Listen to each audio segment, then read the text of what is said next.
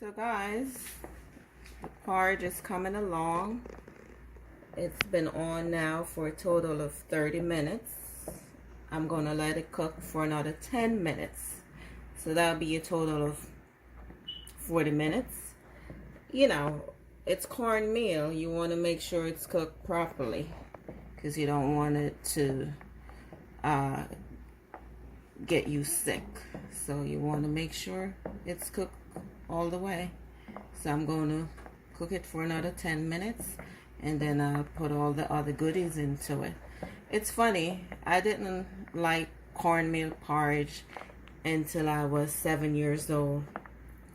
I was in a very bad car accident and I woke up out of a coma, and I remember it like it was yesterday, crying and asking the nurse, nurse, please, can I have some cornmeal porridge? And ever since that day, it's been my favorite go-to hot cereal.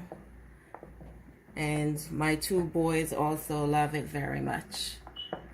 So every now and then, I have to make a good old pot of cornmeal porridge.